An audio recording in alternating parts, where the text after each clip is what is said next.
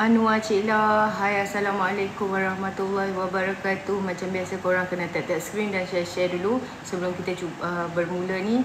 Macam biasalah. Tugas korang mula-mula korang buka live ataupun terjumpa dengan live saya ni kena tap screen dulu. Tengok tak bergerak lagi like tu. Jangan malas-malaskan jari. Exercise jari cepat. Tap screen cepat. 5K kita start korang. Come on, 5K kita start. Dia okey ke? Line okey ke? Yang ke lag?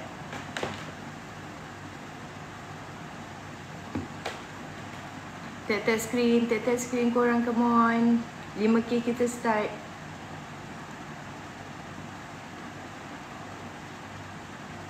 Thank you tap screen baru bergerak. Baru bergerak like. Nampak?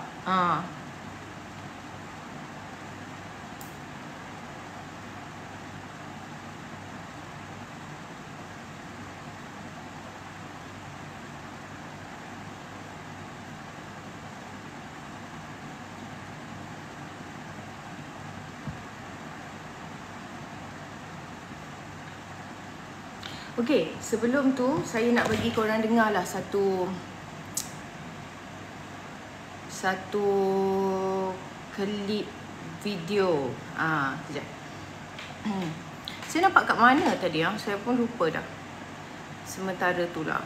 Sementara kita duk tunggu korang tap screen ni.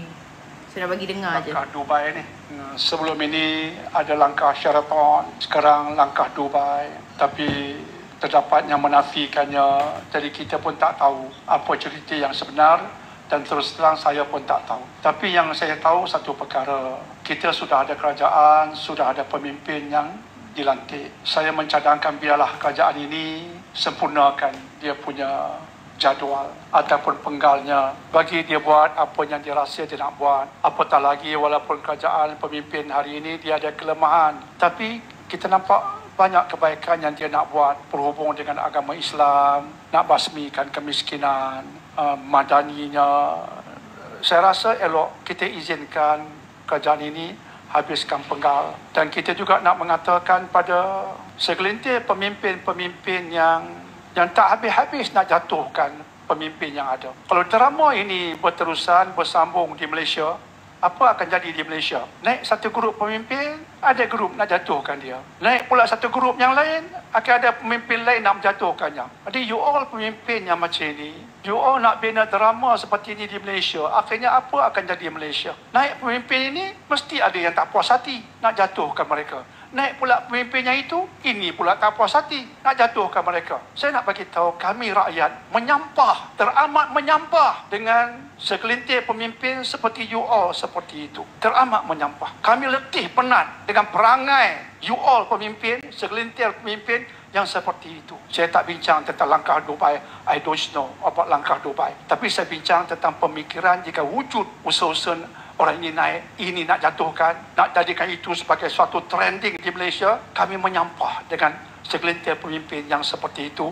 Dan kami di majlis ini nak mendoakan semoga Allah gagalkan anda dan semoga Allah terimpakan padah kepada anda secukup-cukupnya supaya anda insaf.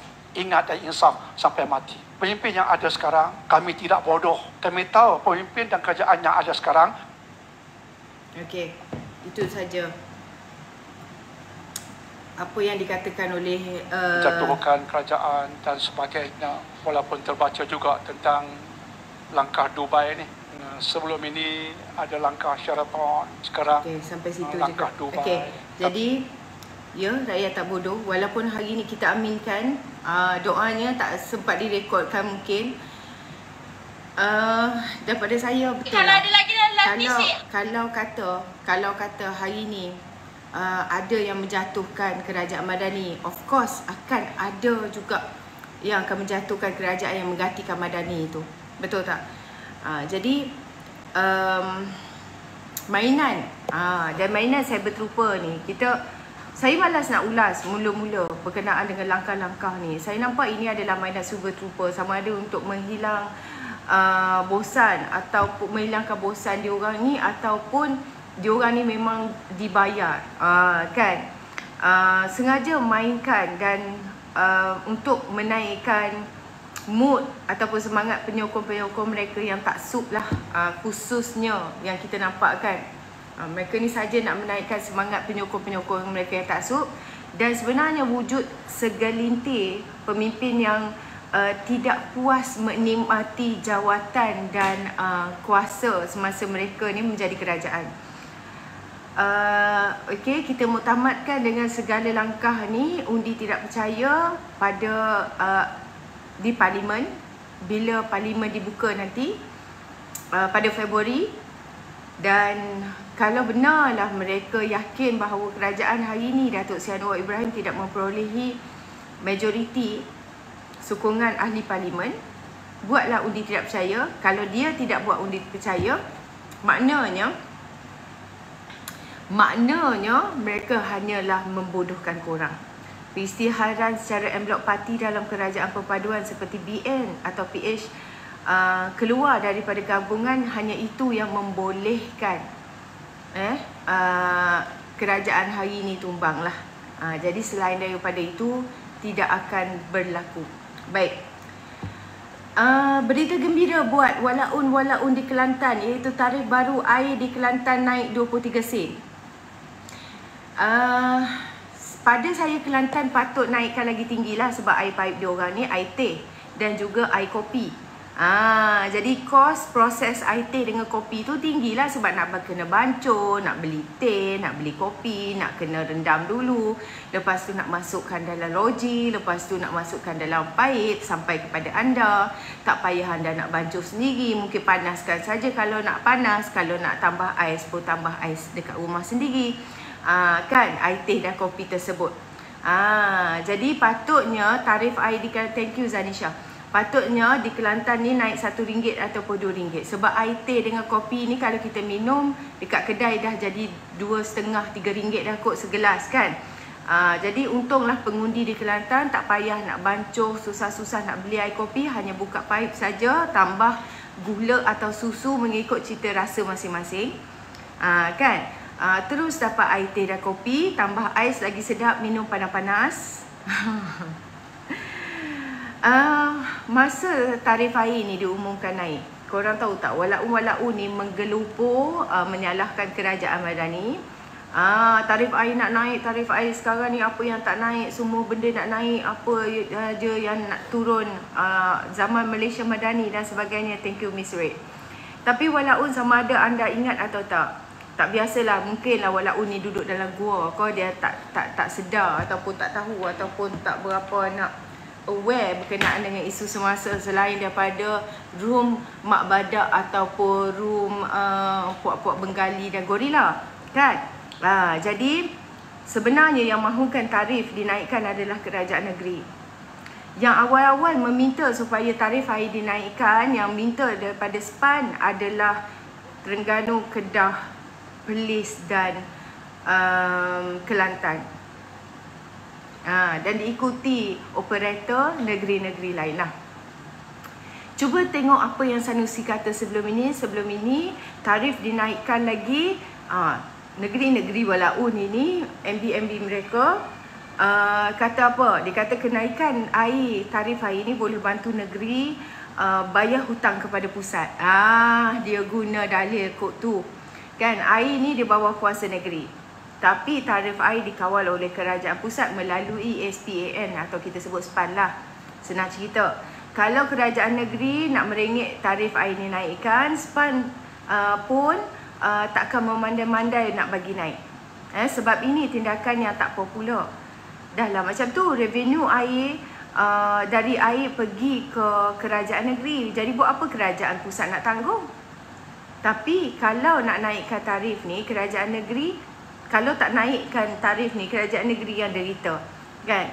Terpaksa naikkan juga. Kalau negeri kaya okey lagi, kalau negeri miskin hutang banyak, lepas tu pemimpin boros macam Kelantan, macam Kedah tu tak kesusah. Termasuklah Terengganu. Terengganu tu tak kaya, tapi dia ni kaya dengan royalti lah, 1 bilion lebih setahun. Jadi Tuan Ibrahim Tuan Rahman pun dah jelaskan mengenai kenaikan tarif air ni daripada tahun 2020 lagi.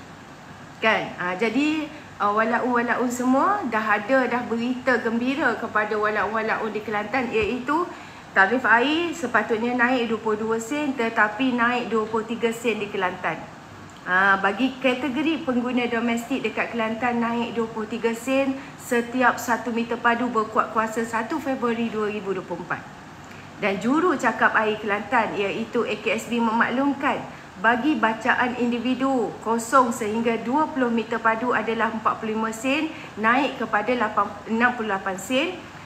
Dan untuk 20 meter padu hingga 35 meter padu adalah 97 sen dan selepas 1 Februari pula meningkat kepada RM1.26. Okey.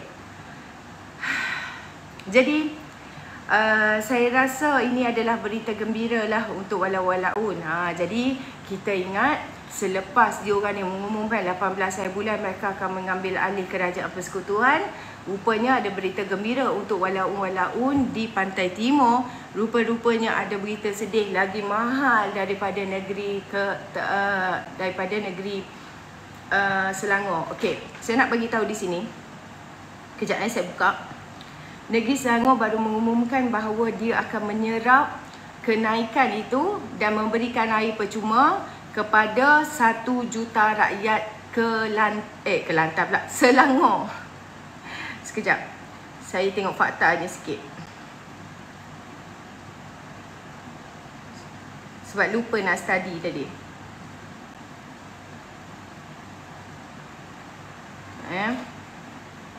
Mana Selangor? Alright. Okey, 1 juta rakyat meliputi 285,000 rakyat Selangor merupakan penerima air percuma setiap bulan daripada rakyat Selangor lah melalui skim Darul Ihsan. Skim Darul Ihsan, skim air Darul Ihsan, SADIR dia panggil. Jadi ini adalah satu berita gembira lah kepada semua rakyat Selangor. Okey, jadi kepada rakyat Kelantan, sabar-sabar sajalah. Dan ada satu lagi yang walaun duduk meroyan berkenaan dengan kenaikan kos haji tahun ini. Okey, saya nak beritahu di sini bantuan kewangan bersasar diteruskan bagi jemaah B40 dan M40 walaupun kos haji naik tahun ini dan walaupun ni dia sembang aja lebat, kononnya dia kata habislah kita kerajaan ni serba-serbi naik dan sebagainya. Pertama sekali kita kena faham haji diwajibkan ke atas mereka yang berkemampuan. Kalau tak mampu fardu haji tidak diwajibkan ke atasnya. Islam tidak pernah memaksa mana-mana pihak membantu umat yang tak ada kemampuan untuk mengerjakan haji dalam apa bentuk sekalipun. Tetapi kerajaan kita hari ini memberi subsidi bayaran haji kepada seorang jemaah muassasah iaitu kumpulan B40 ditanggung RM12,356. Kumpulan M40 bukan ditanggung, B40 harus bayar RM12,356 sahaja. Kos haji adalah RM33,300, maafkan saya. Dan M40 perlu bayar RM19,152 sahaja. Dan kos haji yang ditanggung oleh kerajaan adalah selebihnya lah. Dan kumpulan T20 RM33,300, dia kena bayar penuh lah sebab dia T20 kan, T20. Kumpulan M40 perlu bayar RM19,152. B40 kena bayar RM12,356 sahaja. Yang selebihnya ditanggung oleh tabung haji dan kerajaan lah khususnya. Okey, jadi sepatutnya kerajaan tak perlu pun nak membebankan diri dan beri subsidi kepada penyimpan tabung haji untuk menampung kos haji kerana ianya tidak wajib dari sudut syari'i. Tetapi ini kerana kerajaan ini mengutamakan rakyatnya, maka kos haji diserap oleh kerajaan dan kerajaan membayar kos haji tersebut. Adalah lebih adil keuntungan perniagaan tabung haji diagihkan kepada penyimpan tabung haji tersebut kan. Jadi bukan dibelanjakan dalam bentuk subsidi haji sebenarnya, tetapi kerana menjalankan salah satu rukun ini adalah ialah kerajaan nak membantu anda supaya anda sampai ke tanah suci, ke rumah Allah, kan? Jadi alhamdulillah lah, bersyukurlah, jangan nak mainkan macam-macam isu nak menuding jari dan sebagainya sampai tak nampak kebaikan di sisi itu sendiri. Okey, saya ada ternampak satu posting ni, gambar Dr. Rozaimi. Okey, saya tunjuk Dia tulis apa?